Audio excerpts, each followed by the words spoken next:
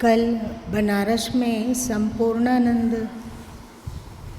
College के प्रोफेसरों को पुस्तकें उपहार स्वरूप दी गई। करीब 20-25 सेट, 20 सेट।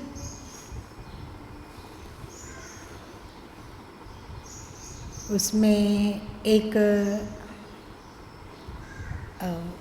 ब्राह्मण प्रोफेसर थोड़े नाराज हो गए कि ऐसा कैसे हो सकता है कि ब्राह्मण और दलित एक कैटेगरी के हो। ब्राह्मण मरता है तो वो ब्राह्मण में ही जन्म लेता है और शूद्र मरता है तो वो शूद्र में ही जन्म लेता है। खैर, उन्हें कहा गया कि इसे पुस्तक को पढ़िए, इस पुस्तक से आपको अच्छा लगा तो बहुत अच्छा, वरना ये तो शास्त्रों का प्रमाण है ना। और दूसरे अन्य लोग प्रोफेसर जन जब जाति का सच खोलें और उसमें इतना साक्ष्य दिया हुआ है, मनुस्मृति का, तो महाभारत का, तो ब्रह्म पुराण का, तो वेद का, तो उपनिषद का, कि बिल्कुल धन्य धन्य कर उठे कि ऐसे कोई है क्या जो इस तरह कोई लिखा हो और इसका इस तरह प्रचार कर रहा हो।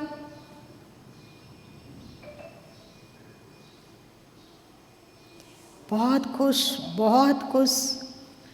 फिर उन्हें कहा गया, जो बांटने वाले थे उनको, कि फिर से आप लोग सोमवार को आइए, आज रविवार है तो पूरी पुस्तक सबको नहीं दे पाया गया, तो 15 सेट लगभग और वहाँ बचा हुआ है, तो आप लोग सोमवार को आइए, ज़रूर से आइए। दूसरे प्रोफेसर, आप लोग को अच्छा लग रहा है? संयोग की बात है कि इधर के प्रोफेसर उतने उत्सुक नहीं हो पाते हैं, लेकिन उत्सुक हो पाए या ना उत्सुक हो, उनके यहाँ पुस्तकें होंगी तो वे पढ़ेंगे ही पढ़ेंगे। और इससे किसका भला होगा, किस समाज का अच्छा होगा? आपके हिंदू समाज का, आपके देश का। यदि हिंदू समाज संगठित हो पाता हो तो फिर आपके देश की तो बात ही क्या कहना। देखो, अभी कौन हार्ट अटैक से मारा गया, और इतने अपराधी जिस पर सैकड़ों आपराधिक मामले चल रहे हैं, और जो कितनों की हत्या किया, उसे डबल उम्र कैद की सज़ा हुई है, और छोटे छोटे अन्य अपराधों में इतनी सज़ा हुई है, लेकिन सब एक साथ कोई उनके आत्मा की शांति के लिए आंख बंद कर रहा है, कोई नारा बुलंद कर रहा है कि ये हत्या है, ये कैसे मर सकता है। बताइए, आपके कहाँ 2 बच्चों को मार दिया गया? बदायूं में। तो उस समय तो कोई नहीं चिल्लाया। मतलब क्या है? आप लोगों का जान, आप लोगों का जीवन क्या गाजर मूली का जीवन है? हम लोगों का जीवन कोई कीमत नहीं है। हम लोगों का अपराध क्या है भला भैया? हम लोगों का अपराध इतना ही है कि हम लोग हिंदू हैं और असंगठित हैं। बेमतलब अब चुनाव आ गया, देखिएगा सबके सबका जाति पुराण निकल जाएगा कि कौन सा कैंडिडेट हमारी जाति से खड़ा हुआ है,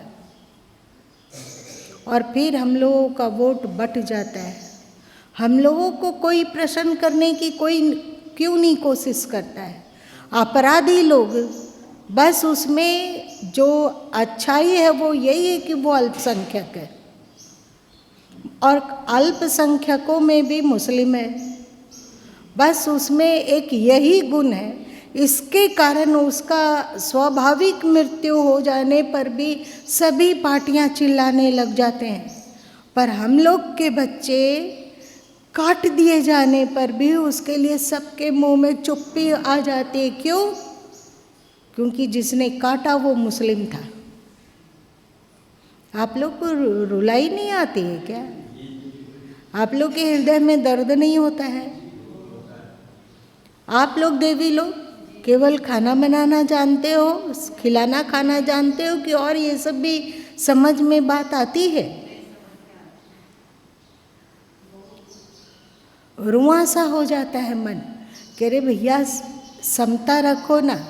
नहीं कहते हैं कि आप हिंदुओं को विशेष ध्यान दो हिंदुओं पर, लेकिन कम से कम उतना तो रखो जितना आप उनको दे रहे हो, उन पर ध्यान दे रहे हैं। और एक बात और है, जब तभी तक आपके देश में धर्मनिरपेक्षता सुरक्षित है जब तक कि हिंदू बचा हुआ है। सही? जैसे ही आप टूटते हैं, बिखरते हैं और दूसरे लोग आ जाते हैं, जैसे पाकिस्तान देख लो, बांग्लादेश देख लो, अफगानिस्तान देख लो, मलेशिया इत्यादि देख लो, आप लोग वहाँ भी थे, लेकिन आप अपनी फूट और बेवकूफ़ी के कारण टूटते गए और उनका वहाँ वर्चस्व हुआ, आपके देश से वो कट गया। और वहाँ अब आप जाके जरा नारा लगा सकिए तो लगा के दिखाइए, धर्मनिरपेक्षता जिंदाबाद।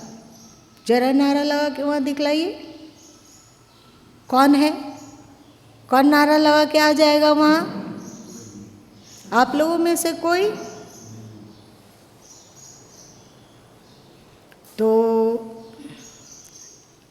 गुरु माँ ने जो सोचा कि न बाबा, चाहे और कोई साहित्य उन्हें गिफ्ट दिया जाए या ना दिया जाए, लेकिन बुद्धिजीवियों के पास जाति का सच अनिवार्य रूप से पहुँचे।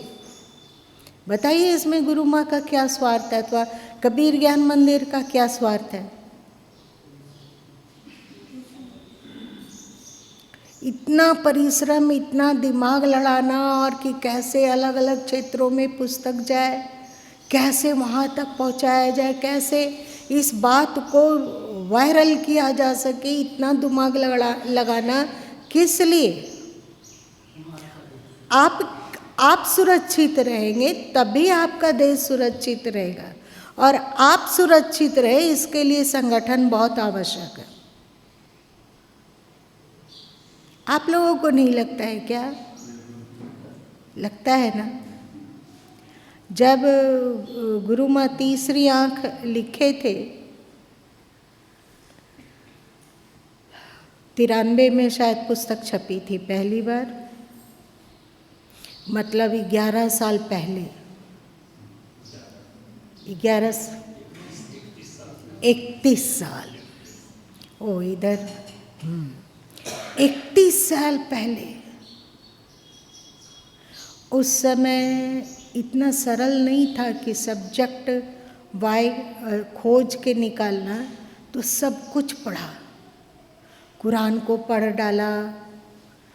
कुरान क्योंकि अरबी भाषा में है, तो लखनऊ से हिंदी टीका किया हुआ कुरान मंगवाया गया और पढ़ पढ़ के उसमें डाला गया। और जो हिंदू लोग का जाति संगठन कैसे हुआ है, इस बात को कितने ग्रंथों को पढ़ने के बाद तब उसे निकाल के उसमें डाला गया। है तो वो पतली सी पुस्तक, पर आप लोग जब उसका परिश्रम देखोगे, ऐसा नहीं कि गुरु माँ कोई शास्त्रज्ञ है अथवा शास्त्रवेता है अथवा कहीं पढ़ाई किए हैं, कुछ नहीं है। वो सब उसमें डाला जो भी गया, वो सब के सब पढ़ पढ़ के एकदम रात दिन एक करके, उस समय कितने ग्रंथ पढ़े गए मत कहो। और उन सबको फिर तीसरी आँख पुस्तक में डाला। आज से 5-6 साल पहले उसी में पहली बार वेद से परिचय हुआ, क्योंकि उसमें गुरु माँ ने लिखा है ना कि वेदों के ये दलित शूद्र मंत्र दृष्टा है, ये दलित कन्या का मंत्र वेद में ये है।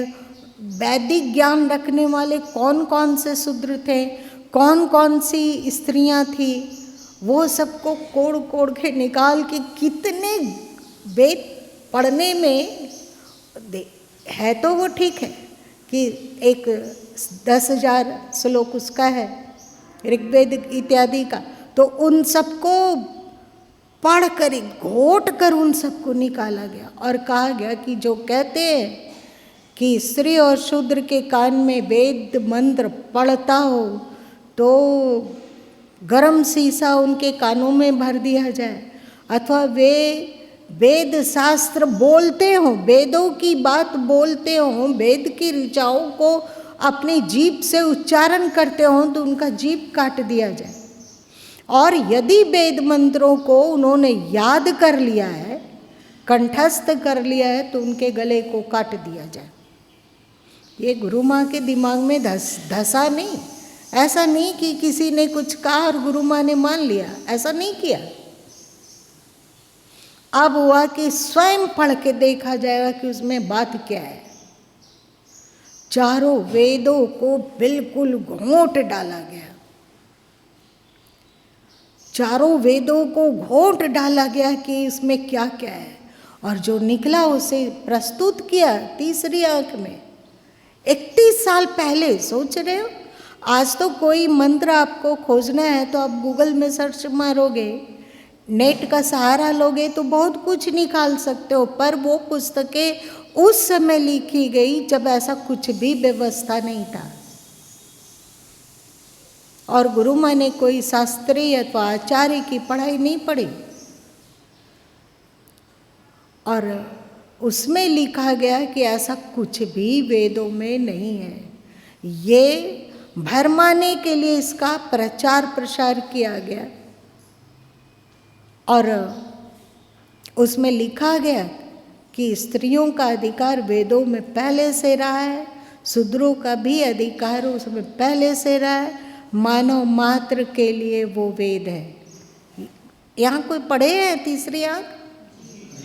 आप लोग ज़्यादातर लोग तो पढ़े होंगे ना। उस समय आज से 31 साल पहले लोग कहते थे कि इन सब बातों को मत लिखिए, ये कड़ा है, ऐसा लिखिएगा तो दिक्कत हो सकती है आप पर, आप ज़्यादा कीमती हैं, यदि आपको कुछ हो गया तो, आप पर कोई आक्रमण कर दिया तो भी लिखा। क्यों लिखा? सत्य है इसीलिए नहीं, सत्य तो सत्य है ही, पर कितने लोग इसकी चर्चा कर रहे हैं, कितने लोग इस बात को बोल रहे हैं, आप देख लीजिए ना।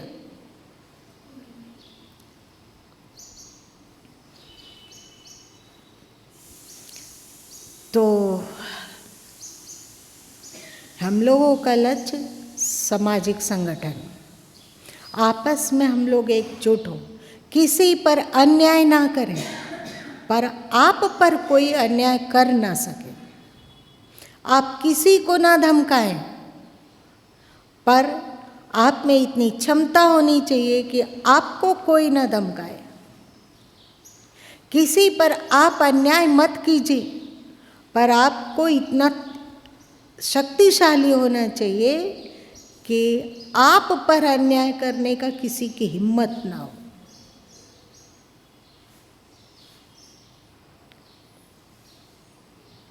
ना अन्याय करो, ना अन्याय का शिकार बनो। मेरी बात से आप लोग सहमत हो या नहीं? इसमें तो कोई भड़काने वाली बात नहीं है। हम अन्याय नहीं करेंगे, लेकिन हम पर कोई अन्याय करेगा ऐसा नहीं है।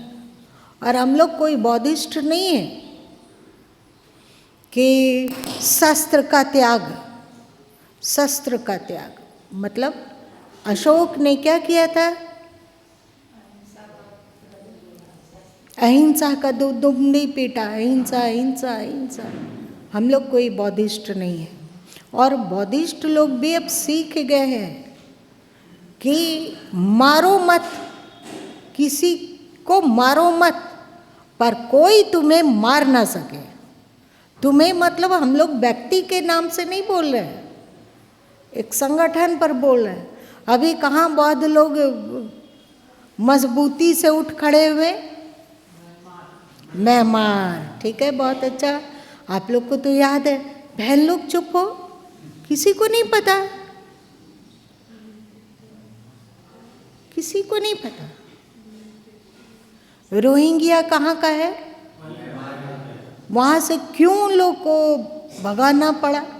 क्यों उन लोगों को मजबूती से अपनी आवाज बुलंद करना पड़ा?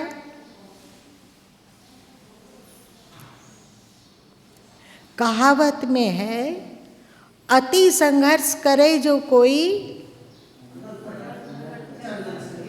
अनल प्रकट चंदन ते होई। आप लोग क्लीव ना बने। आपकी हुंकार में इतना दम हो कि आपको कोई आंख तरेर कर देख ना सके। आप भी किसी को आंख तरेर कर मत देखो, पर शक्ति होनी चाहिए ना। आप लोगों के कहावत में है,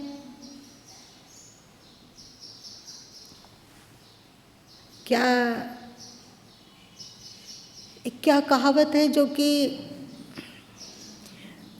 जर जोरू और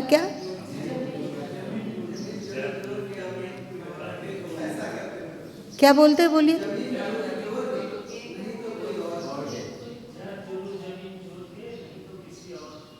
इसका मतलब फिर आपका देश पहले इस रास्ते पे जा चुका है।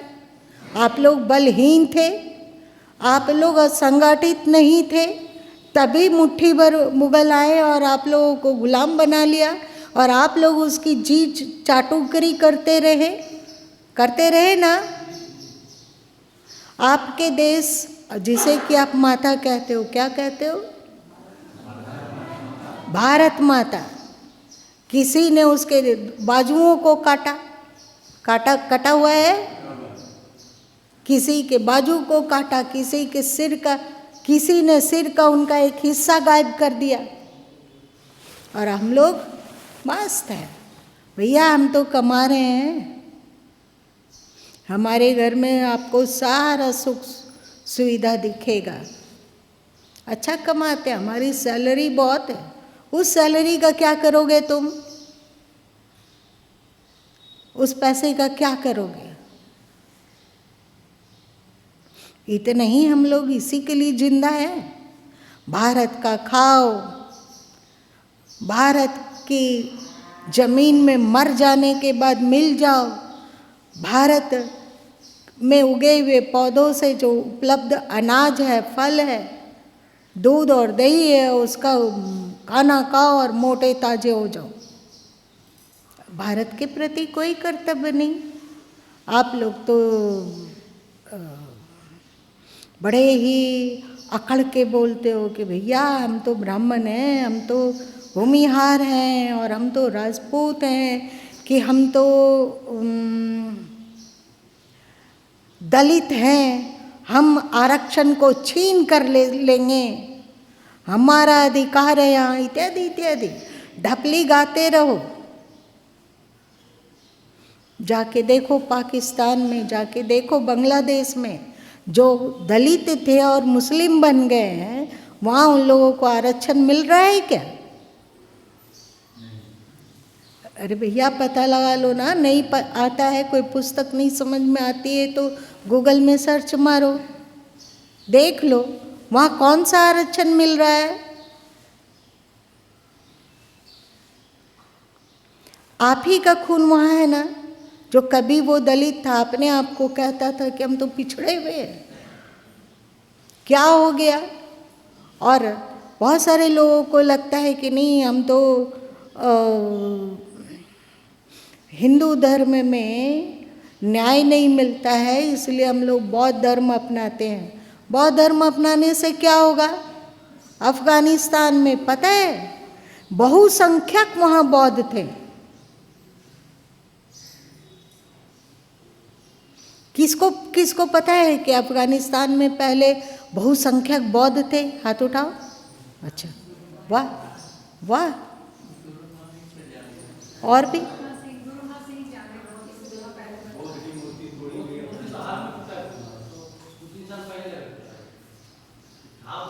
तो वो बौद्ध थे, बौद्ध बन के वो उन्होंने क्या निहाल कर लिया?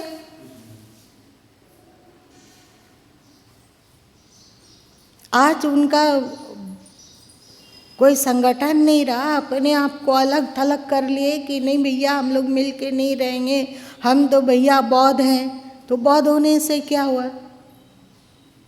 देख लो वहाँ जाके कि क्या दुर्दशा, और उनकी बुद्धि, उनकी संततियाँ किस हालत में वहाँ रह रही है, जाके देखो।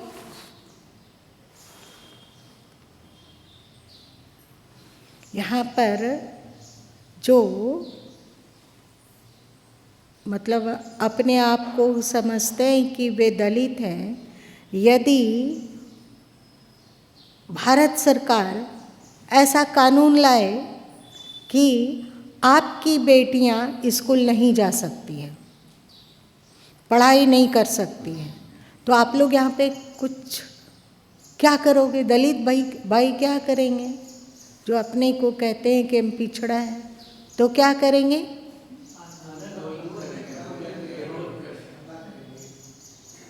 अरे भैया जोर से बोलो ना, इतना धीरे क्यों बोलो? विरोध करेंगे।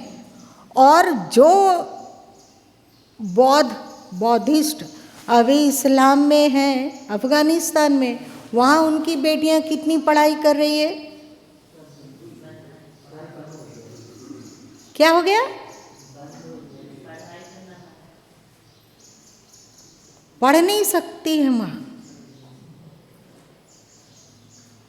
तो इतनी दुर्दशा का कारण क्या हुआ? इतनी दुर्दशा का यही कारण है क्योंकि वे बौद्ध धर्म में गए और अपने आप को कहे कि मूल धारा से अलग हैं। समझ रहे हैं मेरी बात को? तब उनका इस्लामीकरण हुआ और वो सोचे कि नहीं, हमको तो एक न्याय का मार्ग मिल गया, सच्चा मार्ग मिल गया, और अपना पूरा आने वाली पीढ़ी को बर्बाद कर लिए वे। तो इन सबों से भारतीय लोगों को शिक्षा नहीं लेनी चाहिए क्या? धीरे इतना क्यों बोलते हो? शिक्षा लेने के लिए हम लोगों को क्या करना होगा? और ये बात भी याद रखना चाहिए, क्योंकि जाति का सच में आप लोग पहले चैप्टर में पढ़ो, उसमें लिखा हुआ है कि जो भी धर्म हिंदुस्तान के महापुरुषों के द्वारा प्रचारित हुई, वो सब के सब हिंदू हैं। आप कह सकते हो ये जैन हिंदू है, ये सिख हिंदू है, लेकिन जरूरत क्या है? एक बीच में अपने आप को अलग साबित करने के लिए कि हम जैन हिंदू हैं, अथवा हम बौद्ध हिंदू हैं, अथवा हम सिख हिंदू हैं, यहीं से बंटवारा शुरू हो जाएगा। इसलिए नहीं भैया हम हिंदू हैं, हमारी पूजा पद्धति थोड़ा अलग है, लेकिन हम हिंदू हैं, ऐसा क्यों कहना है? संगठित होने के लिए। सुभाष जी, आप सिर झुका के बैठे हैं, आपको इसमें अभिरुचि नहीं है क्या? उससे क्या, बस आधा घंटा और है, उसके बाद हम लोग घर में आराम करेंगे। अभी हम लोगों को मतलब सदगुरु कबीर साहब की बानी में बानी मिला के गाना होगा, उठ जाग। चलो गाओ।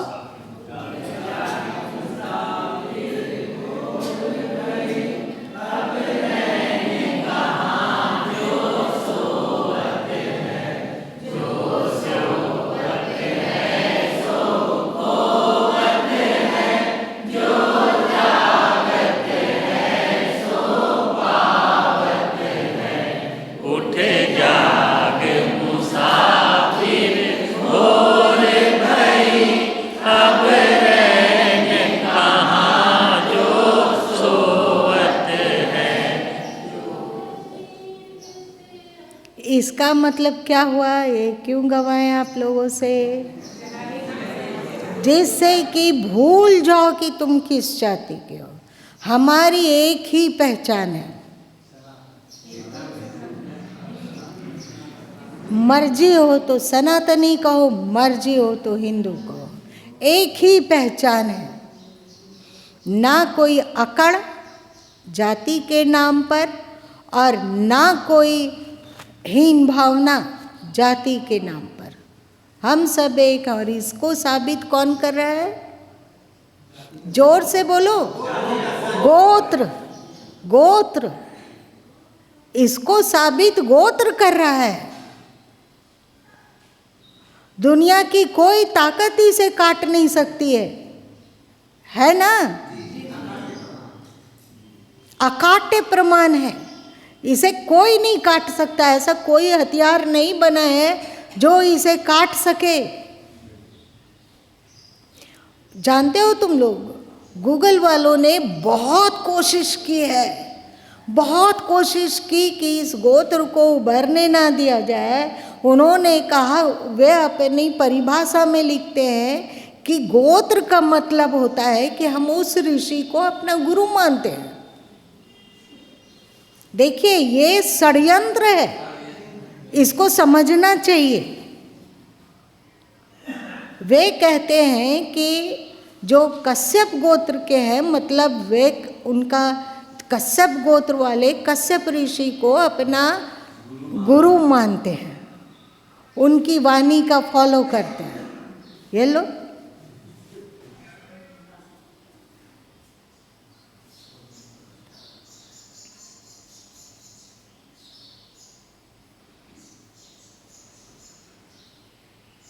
जबकि सूर्यवंश जो कहते हैं, क्या सूर्य मुनि, क्या बोलते हो?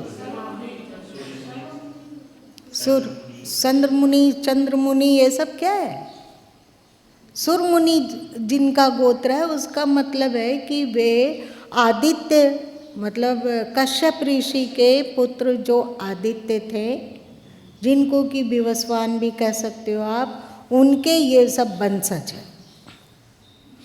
उनका मूल कहाँ गया? कश्यप ऋषि। चंद्र मुनि गोत्र के जो हैं, इसका मतलब कि वे लोग अत्रि ऋषि के वंशज हैं। अत्रि ऋषि के पुत्र चंद्रमा हो गए और चंद्रमा के में ये आगे बढ़ गए। तो कुछ लोग कहते हैं कि हम चंद्रवंशी हैं, कुछ लोग कहते हैं कि हमारा गोत्र चंद्र मुनि है। तो कश्यप गोत्र जहाँ जहाँ है, वे सब कश्यप ऋषि के वंश में आते हैं। अत्रि ऋषि अथवा अत्रि ऋषि के पुत्र पौत्र का गोत्र जहाँ कहीं भी है, वे अत्रि ऋषि के वंशज हैं।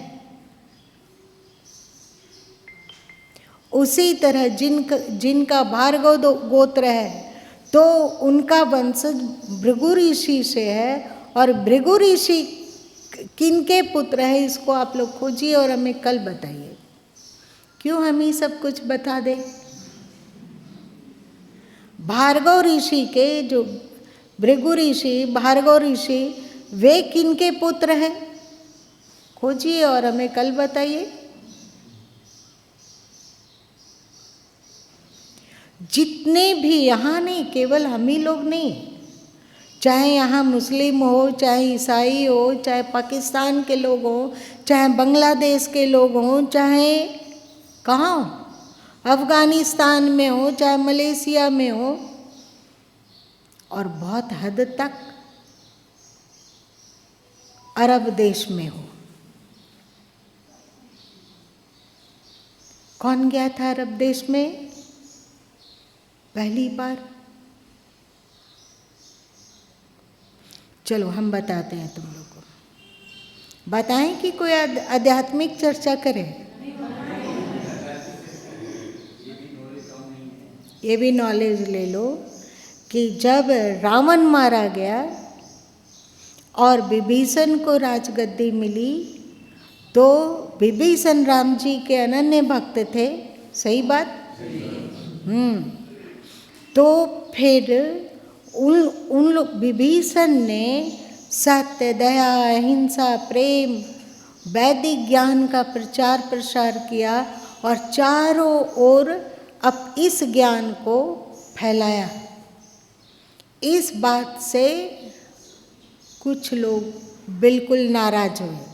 उसमें एक थे शुक्राचार्य और दूसरी थी शूर्पणखा।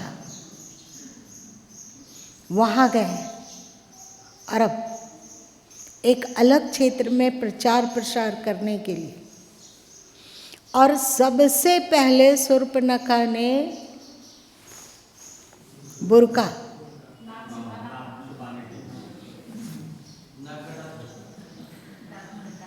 नाक छुपाने के लिए। किसे नाक छुपाने की आवश्यकता थी? वो प्रचलन आज है। शुक्रवार को वे लोग विशेष रूप से उपासना इबादत करते हैं। उन लोगों का सबसे प्रिय वस्त्र कौन सा कलर सबसे प्रिय है? ये क्यों है? असुरता का प्रतीक है। और शुक्राचार्य जी किसे अपना इष्ट मानते थे? शंकर जी को। तो वहाँ जो काबा में छोटा पत्थर अब घिस घिस कर है, वो क्या है? शिवलिंग था। जैसे तुम लोगों का यहाँ पे देवघर में आप लोग हाथ से छूते छूते शिवलिंग अब छोटा सा गड्ढा बन गया है वहाँ ना, घिस गया, वैसे ही वो पत्थर का हुआ। तो ये लोग भी जो अरब कंट्री में हैं, वे लोग भी आप ही के पूर्वजों की संततियां हैं। ईरान, वहां कौन गए थे सर्वप्रथम? भारत के कौन से संत गए थे? अथर्व ऋषि।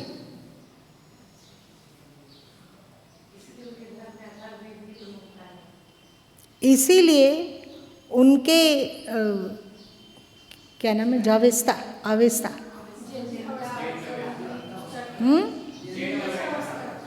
तो उसमें आप देखोगे अथर्व को वे लोग महा अपना इष्ट समझते हैं। और साथ साथ उनके शास्त्र में ज्यों का ओम भूर्भुवः स्वः तत्सवितुर्वरेण्यम ज्यों का त्यों आपको मिल जाएगा। तो ईरान में जितने लोग हैं वो सब भी आपके ही रहे, पर शायद आप लोगों में संगठन नहीं रह पाया, अथवा आप लोग अहिंसा के शिकार हो गए। हम लोग आपस में इस तरह कुकुर बिल्ली की तरह लड़ते हैं, कभी जाति का नाम लेकर, कभी भाषा का नाम पर लेकर, कभी प्रांत का नाम लेकर। हद पागल है। हम लोग सबको प्रार्थना करनी चाहिए कि भगवान इस पागलपन के रोग से हम लोगों को मुक्त कर दीजिए। ये बहुत घातक बीमारी है ये।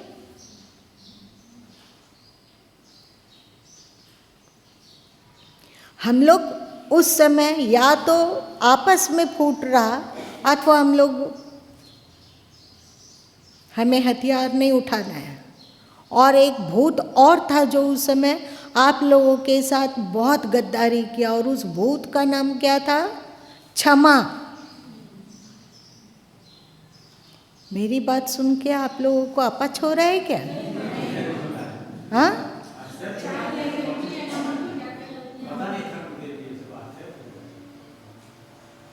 आप लोगों की क्षमाशीलता और आप लोगों का हिंसा, आपने क्षमा नहीं किया। किसे?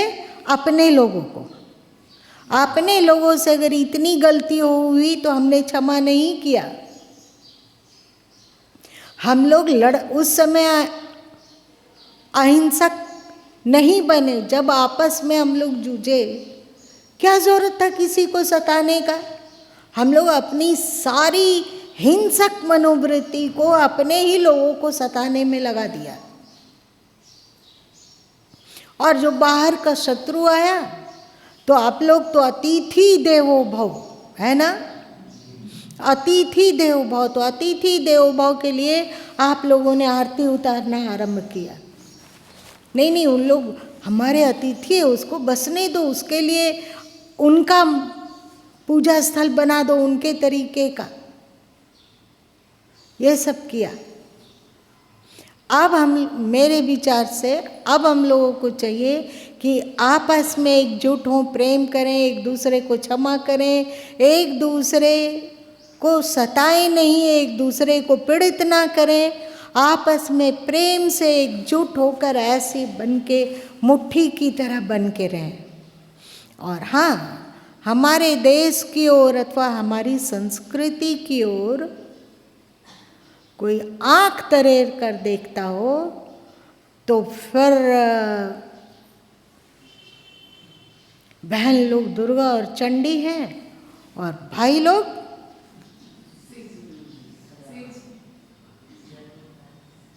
क्या है, क्या है?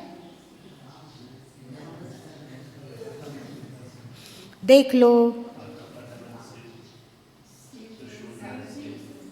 उनके पास एक ही हथियार है, बाकी वे डमरू बजाते हैं, एक हथियार से चलेगा नहीं। दुर्गा तो बहन लोग बन जाएगी। परशुराम के पास एक ही है। हम लोगों को नारायण की तरह बनना होगा। गदा भी है, चक्र भी है, अपने लोगों को स्वागत करने के लिए कमल का फूल है और आवाहन करने के लिए एकत्रित हो इसके लिए शंखनाद है।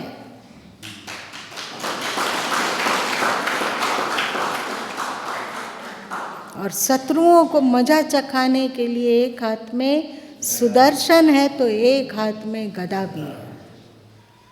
अपने राष्ट्र के दुश्मनों को मजा चखा देना चाहिए, चाहे वो किसी भी पार्टी का हो, पार्टी पॉलिटिक्स का हो या बाहर से आने वाला कोई दुश्मन हो। आप लोग असहमत हो क्या मेरी बातों से? पर हम लोगों को पहला शुरुआत करना चाहिए आपसी प्रेम। आप लोग एक दूसरे का हाथ थामने के लिए तैयार हो? चलो आज इतना ही रहने दो, पता नहीं कहाँ से कौन सा सब्जेक्ट निकल गया।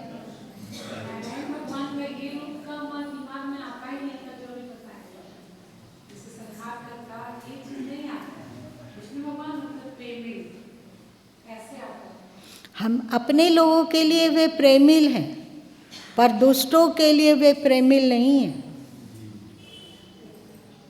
हम लोग भी अपने लोगों के लिए प्रेमिल हों, लेकिन हम लोगों के भीतर भी जो देशद्रोही है उनको कभी क्षमा नहीं करना चाहिए, चाहे वो कोई भी रहे।